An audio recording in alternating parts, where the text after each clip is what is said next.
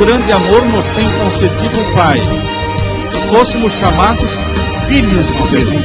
Eu e você temos que responder para nós mesmos: o que farei de Jesus? Chamado livro de Testemunhos, volume 9, página 189, diz assim: se nos humilhássemos perante o Senhor e fôssemos bondosos, o mexeriqueiro descobre o segredo. Deus dá e Deus cobra, mas Deus não cobra nada que Ele não deu antes.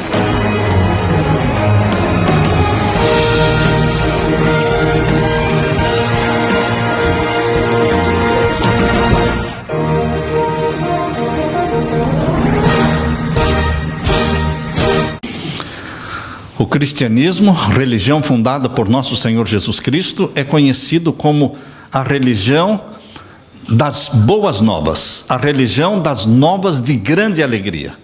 Eu gosto muito do texto que está em Lucas capítulo 2 e o verso 10. Abra sua Bíblia, em Lucas capítulo 2 e o verso 10. Abra sua Bíblia. Lucas capítulo 2 e o verso 10. É um texto que define o que é o cristianismo. Vamos ler, Lucas capítulo 2, verso 10. E o anjo lhes disse: não temam, porque eis que aqui trago novas de grande alegria, que será para todo o povo. Pois na cidade de Davi nasceu hoje o Salvador, que é Cristo o Senhor. Então, o cristianismo traz novas de grande alegria. É uma religião de esperança, é uma religião de alegria, é uma religião de libertação, é uma religião que promete coisa maravilhosa para nós, porque nos promete o céu, nos promete vida eterna, nos promete perdão, nos promete libertação do senso de culpa, nos promete cura. O cristianismo é o resumo de tudo que existe de bom, de alegre, de esperançoso. O cristianismo é uma religião diferente de qualquer outra que exista neste mundo. Eu me regozijo, eu me alegro e agradeço a Deus por fazer parte deste cristianismo alegre, feliz, que aguarda o retorno do nosso Senhor Jesus. Eu quero que vocês leiam agora comigo o que está em Isaías capítulo 9. Isaías capítulo 9, os versos 1 e 2. Muitas vezes lemos este texto e podemos não entender o texto de Isaías capítulo 9 e o verso 1 e 2, porque pode ser obscuro se não estiver focado em Jesus. Antes de Jesus nascer, cerca de 700 anos antes de Jesus nascer, Deus falou através de Isaías. E vejam que Deus revelou através deste profeta, capítulo 9 de Isaías, verso 1 e 2. Mas a terra que foi angustiada não será entenebrecida. Ele envelheceu nos primeiros tempos, a terra de Zebulon e a terra de Naftali. A terra de Zebulon e de Naftali não era uma região conhecida no tempo antigo, não era uma região valorizada no tempo antigo. Ficava longe de Jerusalém. Jerusalém era o centro, Jerusalém atraía a atenção de todo mundo, mas a terra de Naftali e Zebulon estava lá mais distante, desprezada. E aqui diz então, a terra de Zebulon e a terra de Naftali, mas nos últimos dias, enobreceu-a junto ao caminho do mar, além do Jordão, a Galileia dos gentios.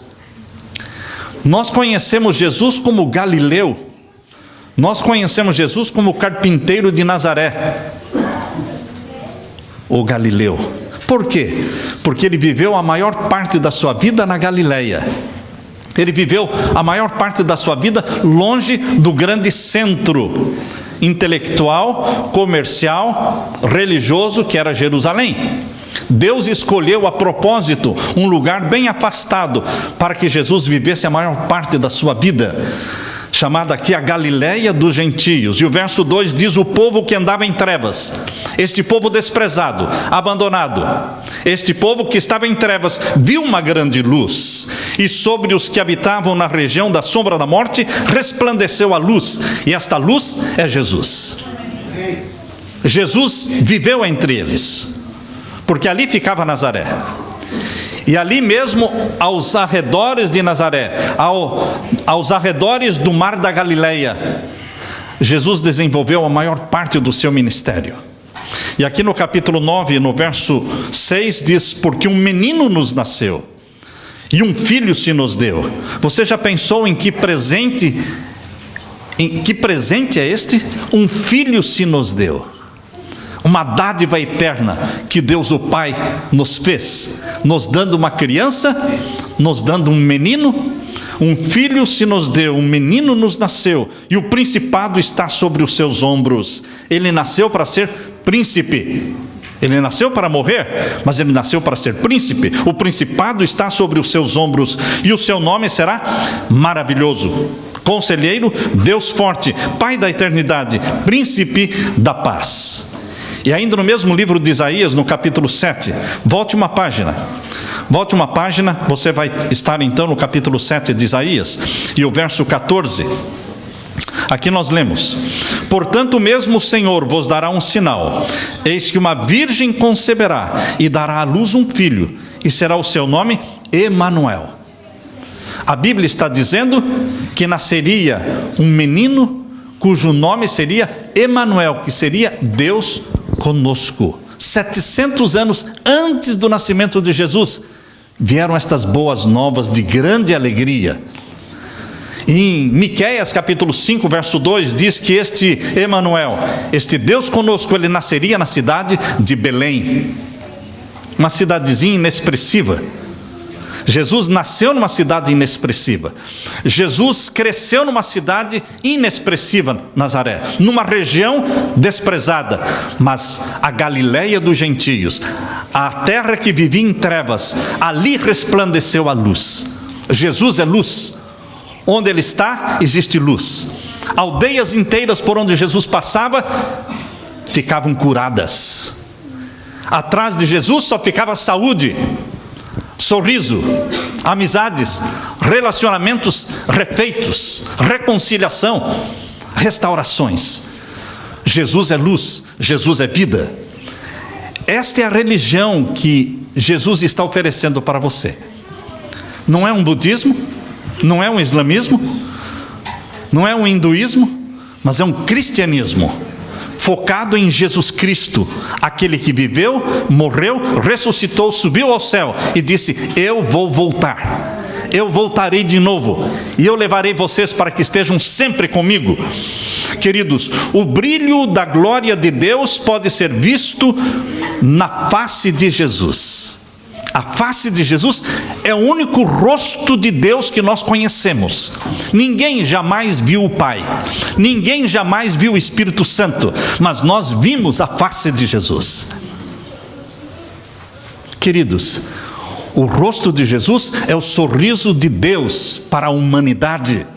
Desde os dias da eternidade, o Senhor Jesus era um com o Pai, era a imagem de Deus, a imagem da sua grandeza e majestade, o resplendor da sua glória.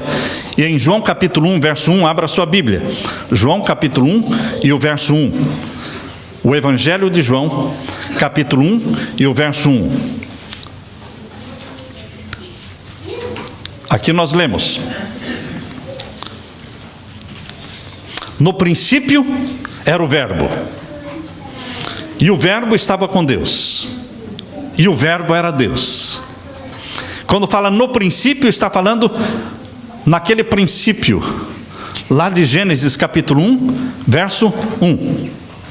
Lembram de Gênesis capítulo 1, verso 1? No princípio, Deus criou os céus e a terra.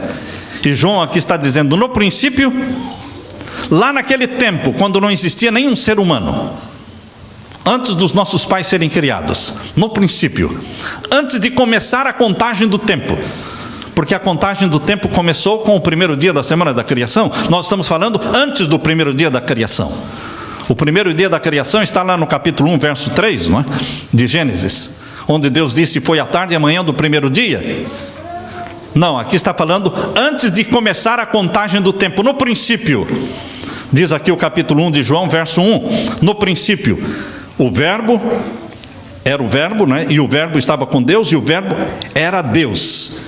Ele é Deus. E quem é esse Verbo? Verso 14, e o Verbo se fez carne. Então o Verbo, que estava no princípio de todas as coisas, junto com o Pai, Ele é Jesus. Porque o Verbo se fez carne e habitou entre nós. O único Deus que se fez carne é Jesus. O único Deus que habitou entre nós é Jesus. Vimos a sua glória, como a glória do unigênito do Pai. Ele veio para mostrar a glória do Pai, porque o rosto do Pai nunca jamais foi visto. Mas o Filho revelou a glória do Pai, cheio de graça e de verdade. Meus queridos, para manifestar a glória do Pai, foi que o Filho veio ao mundo. Naquela região em que existiam trevas, resplandeceu a luz. Veio para ser Emanuel, Deus com você, Deus conosco, Deus comigo. Você anda tendo Deus com você. Você anda tendo Jesus com você. É um Deus presente. Quando você se ajoelha e ora, você não está falando sozinho, você sente a presença divina. No silêncio, na quietude, na presença de Deus, adorando-o, louvando-o, você sente a presença divina. Emanuel, ele veio habitar conosco, veio revelar o Pai aos seres humanos e veio revelar Deus aos anjos. Nem os anjos compreendiam bem o caráter de Deus. Assim como os anjos também não entendiam bem o caráter de Satanás, ficaram na dúvida, quem tem a razão, quem está certo, quem está errado.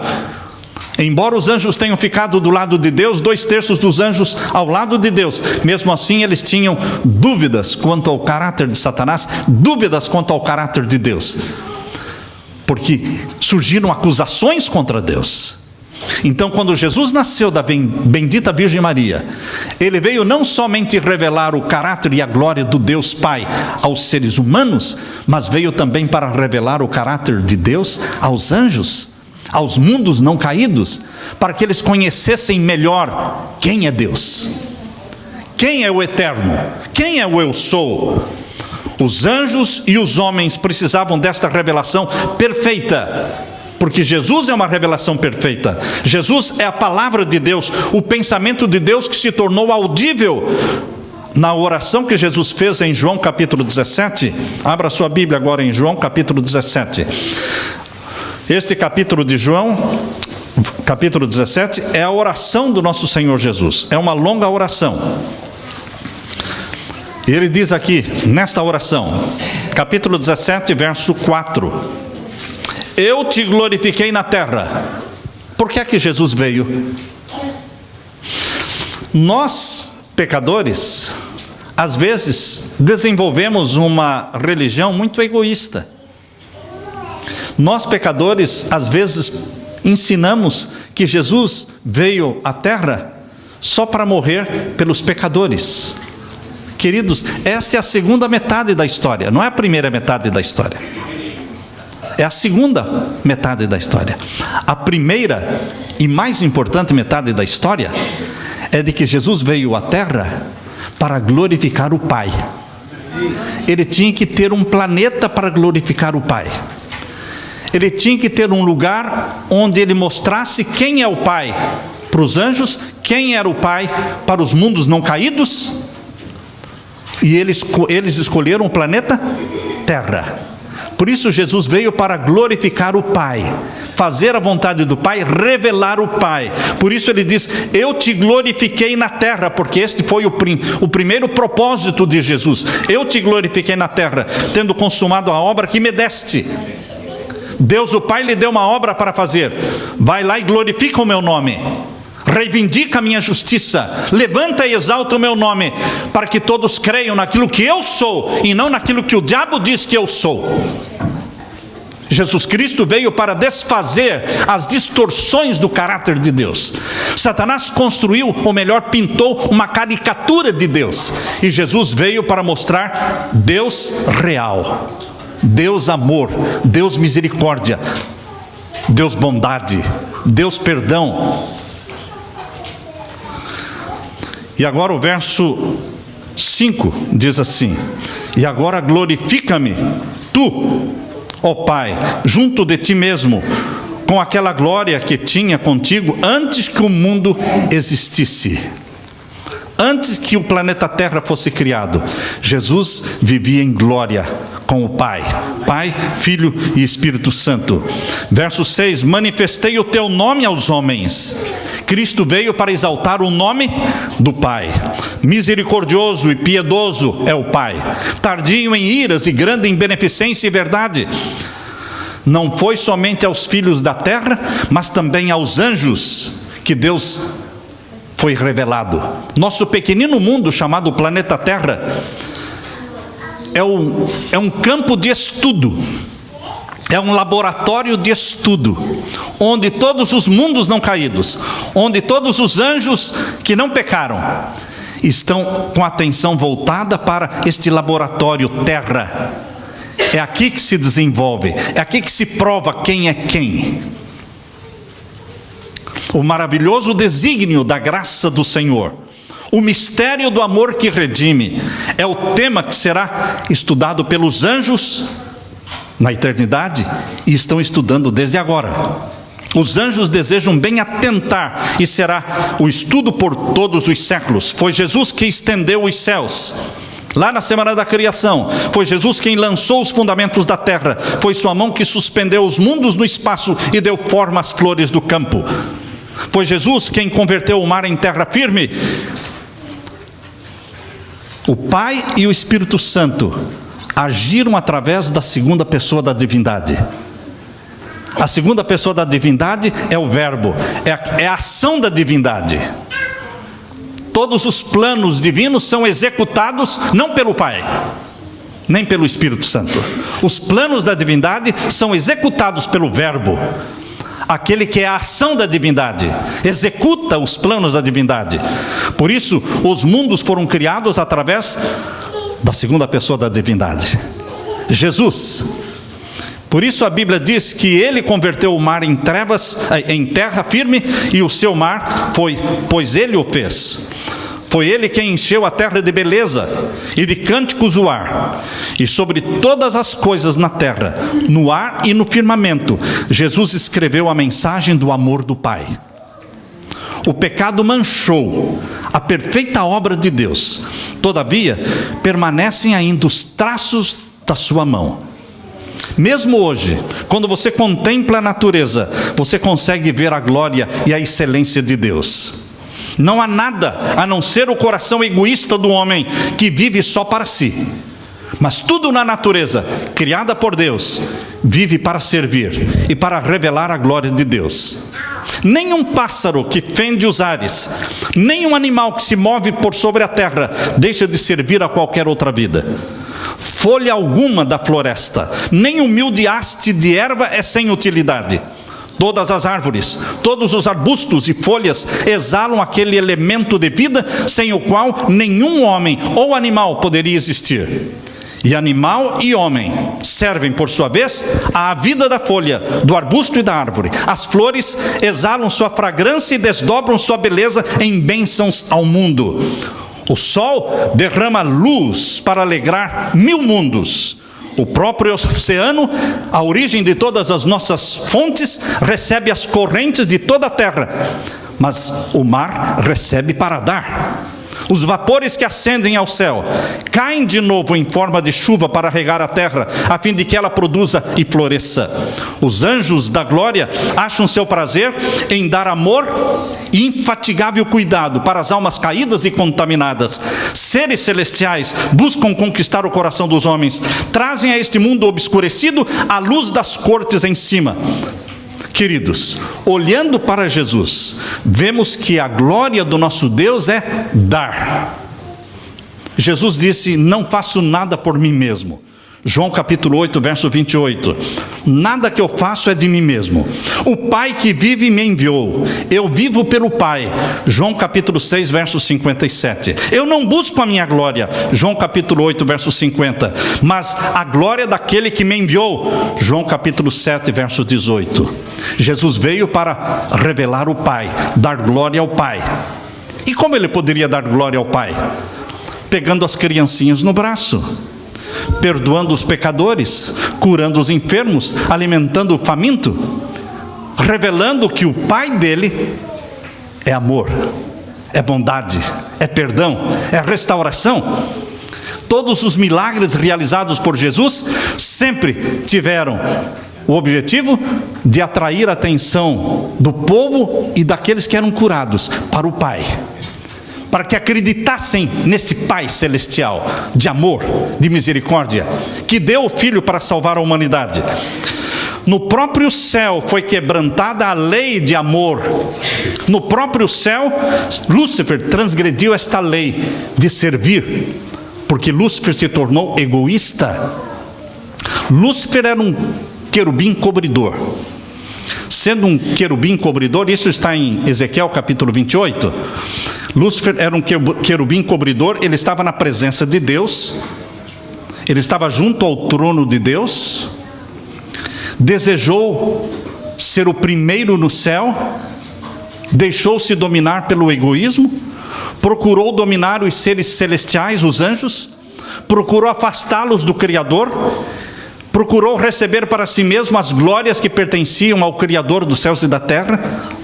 Portanto, começou a falar de Deus de uma falsa maneira. Começou a atribuir para Deus os defeitos dele próprio, lançando sobre o Criador as características dele. Enganou os anjos, porque ele era mais sábio que todos os anjos, mais poderoso do que todos os anjos, e ele enganou os anjos. Queridos, enganou os homens, enganou Adão e Eva. Aliás, Adão não foi enganado, mas Eva o foi. Continua enganando os homens, levou as pessoas a duvidarem da palavra de Deus e desconfiar da sua bondade. Satanás, queridos, faz tudo para apresentar Deus como severo, como um Deus sem misericórdia. Quando nasce uma criança com defeitos, porque Deus permitiu isso? Quando morre o filho, porque Deus levou meu filho? Porque pega fogo na casa, porque Deus permitiu? Porque Deus. Satanás lança sobre Deus as culpas que são dele, e nós ajudamos Satanás acusando Deus. Satanás faz tudo para apresentar Deus como severo, ruim, e assim arrastou os homens a se unirem com ele em rebelião contra Deus, contra a lei de Deus, porque lei, ninguém guarda a lei é pesada. Queridos, a lei de Deus é santa, a lei de Deus é justa e boa, mas o mundo acredita que a lei de Deus é ruim, por isso a desprezam. E Deus precisa de um povo na terra para mostrar que a lei de Deus é santa, justa e boa. É coisa gostosa amar a lei de Deus, porque amar Deus, a lei é o reflexo do caráter de Deus, reflete a santidade de Deus. A terra se obscureceu devido à má compreensão de Deus. Para que as tristes sombras se pudessem iluminar, para que o mundo pudesse voltar ao Criador, era preciso que se derribasse o poder enganador de Satanás. Isso não podia ser feito pela força, isso foi feito pelo amor. Deus age pelo amor. O caráter de Deus deve ser manifestado em contraste com o caráter de Satanás. Ou você revela o caráter de Deus, ou você revela o caráter de Satanás. Ninguém fica isento. De que lado você está? Caráter de quem você está revelando? Quando você fala com as pessoas, quando você age dentro de casa ou no trabalho, quando você se comporta desta ou daquela forma, você está revelando o caráter de quem? Porque só existem dois tipos de caráter: o caráter de Deus e o caráter de Satanás. Ou somos um cheiro de vida para a vida, ou somos um cheiro de morte para morte. Não existe meio termo.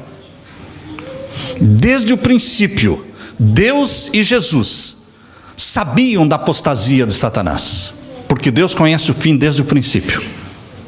Desde o princípio, eles sabiam que Satanás, Lúcifer, ia se apostatar. Desde o princípio, Deus sabia que Adão e Eva iriam pecar. Não aconteceu algo assim, uau, Adão pecou, eu pensei que ele não ia pecar. Não, Deus já sabia. Se Deus já sabia, então por que criou? Deus tem um propósito maior em ter criado Adão e Eva. Deus tem um propósito maior em ter criado a família humana. Deus precisava de um lar para o seu filho. Deus precisava de um corpo para o seu filho. E o lar para o Filho de Deus foi escolhido ser o planeta Terra. E o corpo do Filho de Deus foi escolhido ser o corpo humano. Deus precisava de um lar e de um corpo para o seu filho, para revelar o caráter dele no filho e para mostrar diante do mundo, dos mundos não caídos e do universo, quem é Deus? Quem é quem? Hoje, meu querido irmão, Deus está sendo revelado ao mundo inteiro pelo caráter que Jesus revelou na terra. Hoje Deus está sendo revelado no mundo inteiro pelo caráter de um Daniel, de um José, de um João Batista, de uma Esther. O caráter seu está revelando Deus ao mundo. Ou talvez não esteja revelando Deus ao mundo. Lúcifer foi caracterizado pelo orgulho. Eu subirei. Lúcifer capítulo diz, ali diz em Isaías 14:13. Lúcifer fala em Isaías 14:13. Eu subirei ao céu, acima das estrelas de Deus, exaltarei o meu trono. E no verso 14 ele diz: eu serei semelhante ao Altíssimo. Eu. Quando Jesus veio à terra, ele dizia: o meu Pai é quem faz toda a obra. O meu Pai é que me guia. Eu vim para revelar a glória do meu Pai. Jesus escondeu o eu para exaltar o Pai. Humildade em Jesus, orgulho e egoísmo em Satanás. O que é que nós revelamos na nossa vida? Eu faço isso, eu vou ali, eu vou lá, eu compro, eu farei isso. Você está agindo como Satanás. Porque Jesus não falava eu faço, eu vou, eu posso.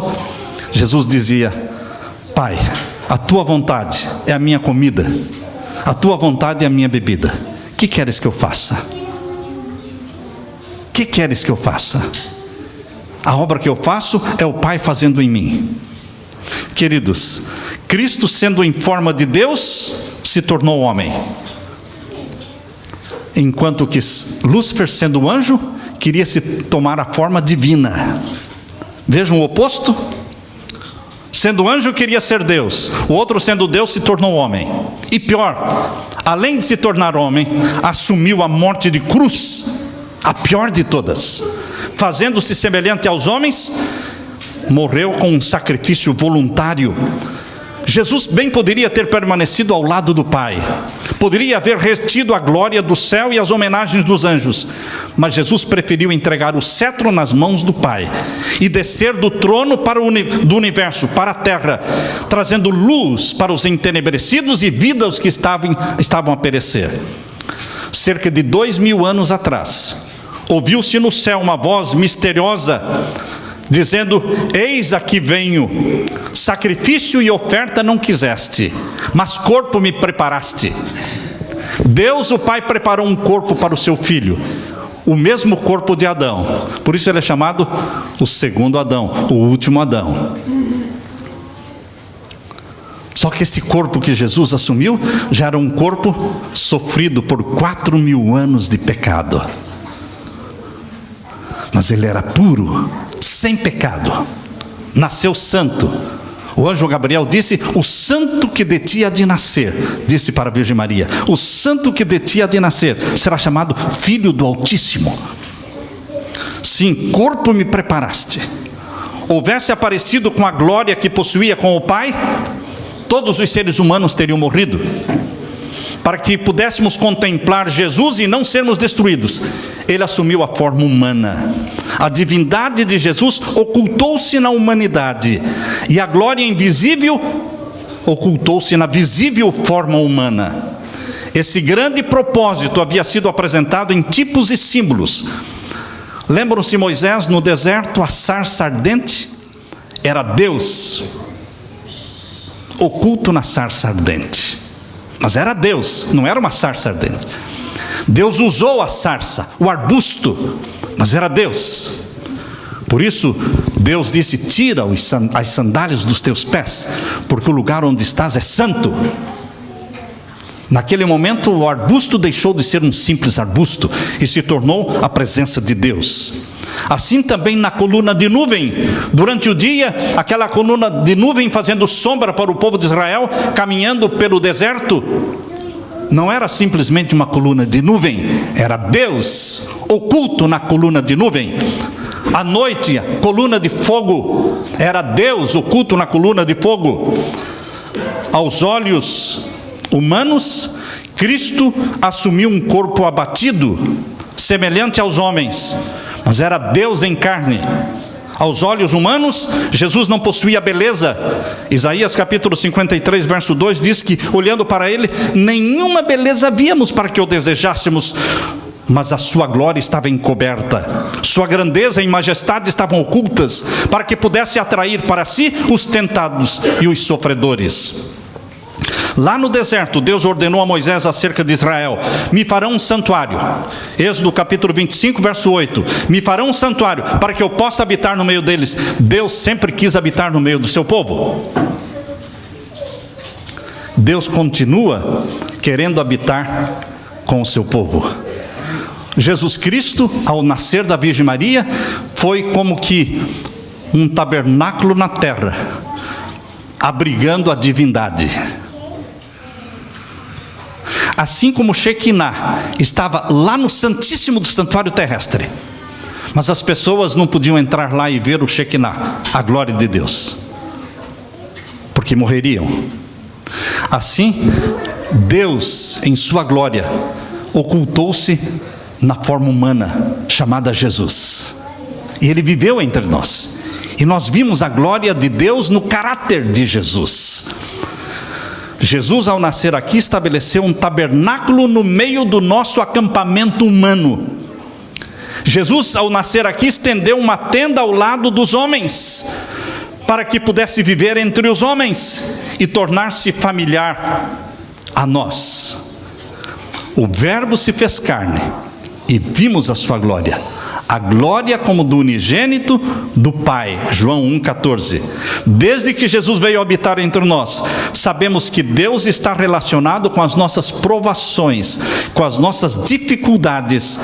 Satanás apresenta a divina lei do amor como uma lei de egoísmo. Declara que nos é impossível obedecer os mandamentos de Deus. Porém, Jesus veio e mostrou que é possível e que a lei de Deus é boa. Convinha em que Jesus em tudo fosse semelhante aos irmãos. Hebreus 2,17. Ele se tornou semelhante aos seus irmãos. Querido, se tivéssemos que sofrer qualquer coisa que Cristo não sofreu, Satanás havia de apresentar o poder de Deus como nos sendo insuficiente.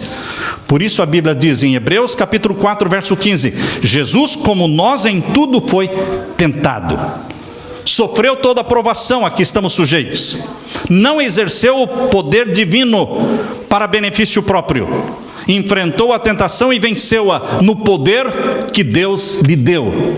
Era guiado pelo Espírito Santo. Não lia os pensamentos, mas sabia o que as pessoas estavam pensando, porque o Espírito Santo dizia para ele. Não se beneficiava dos poderes divinos próprios, mas viveu na dependência do Pai, dependendo da oração para ter poder, dependendo de estudar a Bíblia para conhecer a palavra de Deus. Viveu como nós temos que viver, na dependência de Deus.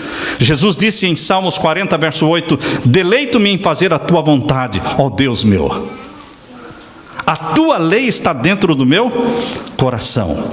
Andava fazendo bem, curando todos os filhos aflitos do diabo, patenteava diante dos homens o caráter da lei de Deus. A vida de Jesus testifica de que nós somos preciosos aos olhos de Deus.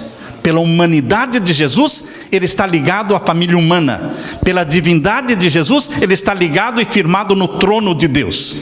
Como filho do homem, deu-nos um exemplo de obediência, e como filho de Deus, nos dá poder para obedecer.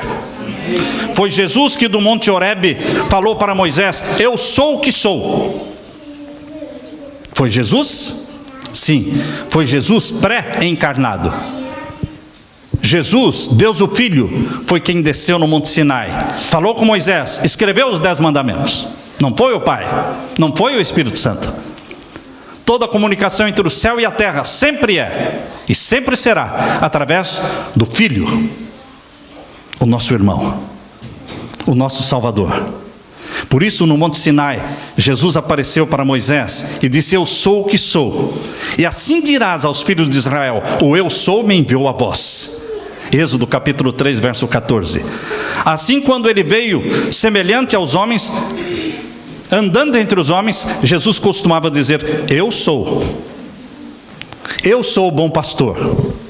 Vocês já leram lá em João 10, 11, eu sou o bom pastor. Leram também em João 6, 51, eu sou o pão vivo. E também em João 14, 6, eu sou o caminho, a verdade e a vida. Eu sou. O eu sou é o eterno, é o YHWH, é o nome divino, YHWH.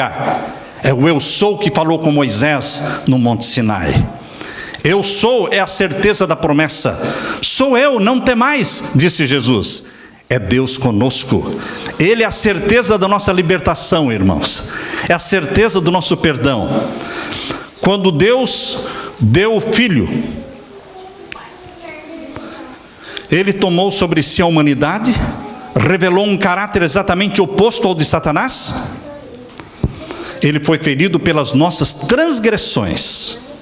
Cristo foi tratado como nós merecíamos, para que pudéssemos ser tratados como Ele merece. Foi condenado pelos nossos pecados, nos quais não tinha participação, para que fôssemos justificados por sua justiça, na qual não tínhamos parte. Sofreu a morte que nos cabia, para que recebêssemos a vida que a Ele pertencia.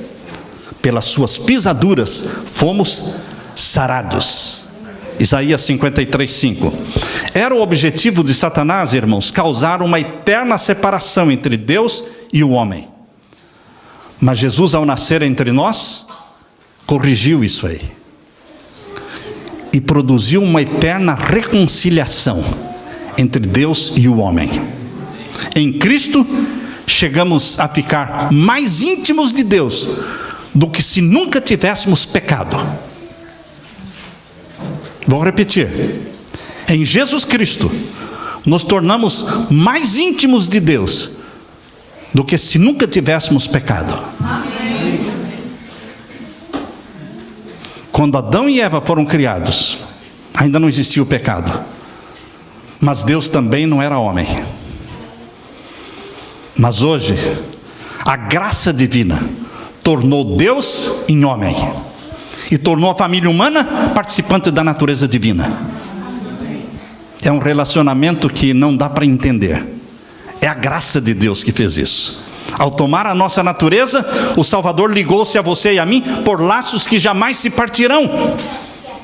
Não deu Deus o seu Filho para a raça humana somente por 33 anos. Não, Ele nos deu para sempre, para nos assegurar seu imutável conselho de paz. Deus deu seu Filho unigênito, a fim de que se tornasse membro da família humana, retendo para sempre a sua natureza humana.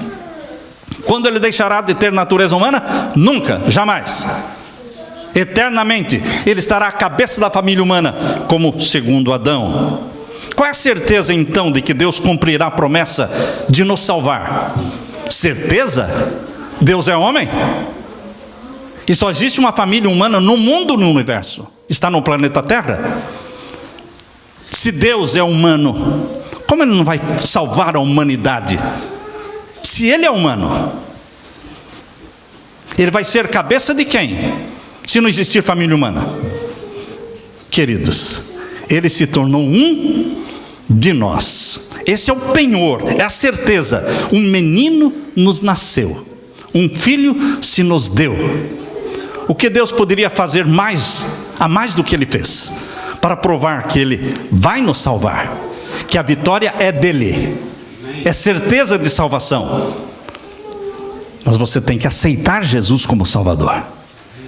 Aquele que crer em mim, ainda que morra, eu ressuscitarei. Amém. Deus amou o mundo que deu seu Filho, para que todo aquele que nele crê. Você tem que crer no Filho de Deus e dedicar a sua vida a Ele. É o Filho do homem que partilha do trono do universo. É o meu irmão que está sentado junto ao Pai. Não é qualquer outro, não é um anjo, não, é o meu irmão. Isto me dá certeza de que eu vou com Ele. Eu vou partilhar com Ele, ser co-herdeiro com Ele. É o Filho do homem cujo nome será maravilhoso, Conselheiro, Deus forte, Pai da eternidade, Príncipe da paz. Isso não é título de um anjo, é título do meu irmão mais velho. É o Filho do homem que se chama o Eu Sou. É o Filho do homem que é o árbitro entre Deus e a humanidade. É o Filho do homem que é chamado de santo, inocente, imaculado, separado dos pecadores, e não se envergonhe de nos chamar de irmãos. Hebreus 2:11. Em Jesus, o Filho do homem, que também é o Filho de Deus, estão ligadas as duas famílias, a do céu e a da terra. Jesus é o nosso irmão glorificado. O céu se acha abrigado na humanidade e está envolvida no seio do infinito amor. Queridos, a rebelião não vai se levantar a segunda vez. Jesus venceu. Eu quero dizer para vocês que Jesus não vai vencer. Jesus venceu. A cabeça da serpente está esmagada. Às vezes damos a impressão de que a salvação está pendente. Às vezes damos a impressão de que Satanás está ganhando alguma coisa. Satanás não ganha nada. E Deus não perde nada. Porque Deus é Deus. Ele deu a sua vida, mas tornou a tomá-la. Eu dou a minha vida e torno a tomá-la. Eu morri, mas eu ressuscitei. Queridos, Satanás já foi derrotado. Nós temos que ficar do lado do vitorioso, que é Jesus. The winner one. O único vitorioso, o único vencedor. Ficarmos ao lado dele. É óbvio que se você ficar ao lado do perdedor, você será um perdedor. Mas não é sábio, não é inteligente ficar do lado do perdedor. Jesus diz: vinde a mim, vós todos que estáis cansados, oprimidos, sobrecarregados, cheios de pecados, de doenças, vinde a mim. Não fiquem onde estão, venham até mim, eu vos aliviarei, eu vos darei alívio. E aprendam de mim, que não sou egoísta, eu sou manso e humilde de coração. Queridos, a terra, o próprio campo que Satanás reclama como sendo seu, não será somente redimido do pecado. Não, o planeta Terra será muito mais do que redimido do pecado. O planeta Terra será exaltado acima de todos os outros planetas do universo. A família humana não será somente redimida do pecado. A família humana será exaltada acima de todos os outros seres criados por Deus no mundo e no universo. Nenhuma criatura de Deus, em nenhum outro mundo criado por Deus, pode se chamar filho e filha de Deus. Deus só tem uma ordem de filhos e filhas de Deus, e vivem no planeta Terra. Porque os únicos no universo gerados pelo Espírito Santo estão aqui. Jesus foi gerado pelo Espírito Santo, e você e eu fomos gerados pelo Espírito Santo. E os outros planetas e os outros mundos criados não foram gerados pelo Espírito Santo. Eles foram criados. Mas quem é criado é criatura. Mas quem é gerado é filho. Eu louvo a Deus porque fui gerado pelo Espírito Santo. Jesus Cristo foi gerado pelo Espírito Santo no ventre da Virgem Maria. E você, quando foi gerado pelo Espírito Santo? Quando? Quando você abraçou Jesus como Salvador. Ali o Espírito Santo começou a gerar em você uma natureza santa como aquela de Jesus. e você se torna filho de Deus, através dos séculos infindos. Enquanto os remidos estiverem andando na luz do Senhor, nós haveremos de louvá-lo por seu inefável dom, dizendo: bendito seja o Senhor, Emanuel, porque Deus habitou entre nós. Amém, irmãos? Amém. Novas de grande alegria. Isto é cristianismo. Boas novas. Que você se alegre, que você se regozije, que você viva feliz com as novas de grande alegria. Jesus é o Salvador. Amém? Amém. Deus seja louvado. Amém, Senhor.